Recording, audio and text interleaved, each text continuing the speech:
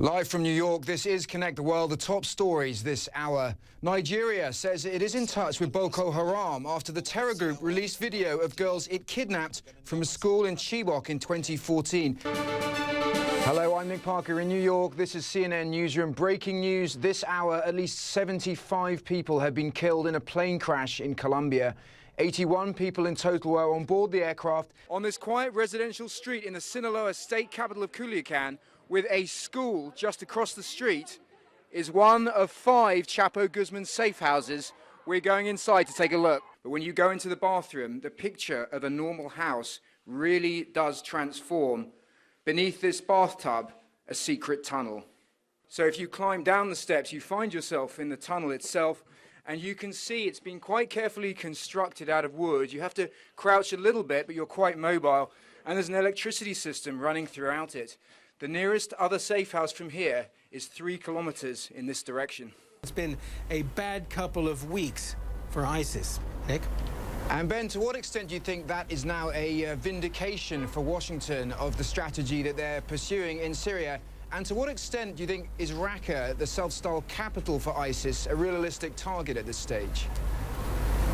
Late in the afternoon, we got word of a military operation underway. So we just arrived at a crime scene in daylight hours, just outside the main downtown area of Tampico. Behind me, you can see that the army are here. Just over here, you see the federal police, the gendarmerie, and they are attending the scene of a body lying in the street. The man had been shot in the head, execution style.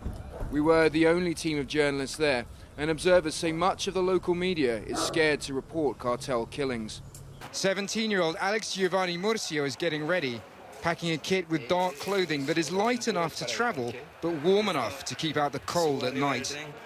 He's about to start a long and dangerous journey, crossing the border illegally into the United States. Alex is staying in what's known as Migrant Hotel. This shelter took over an abandoned hotel around 4 years ago, and now it can accommodate 200 migrants, children and adults. There's no electricity here, as you can see, and people are sleeping anywhere they can. So there are a number of contenders in the frame for replacing him when he steps down and leaves office in 7 months. Interestingly, one of them is the former finance minister of Mexico, Luis Videgaray, who was seen as the architect for Trump's visit in August, which was at the time deemed something of a public relations disaster for the president. Now it seems strangely prescient. It does indeed. Nick Parker, thanks very much. Thanks for joining us. So it's now been 1 week since the Rio Olympics officially began, and it's already been a Summer Games like no other. Mostly because of this man, Michael Phelps, now the greatest Olympian the world has ever known. Word is out that this store is a Pokemon Go hotspot known as a gym. Just outside the store, a battle for supremacy of the gym is raging on the streets of the Lower East Side. So you should just let us take the gym. I'm gonna wait till they finish, and I'm just gonna destroy their gym. Oh my God, just leave us alone! It seems the time has arrived where we're going to taste one of these. Cheers. Cheers. Pokey seed. Salud.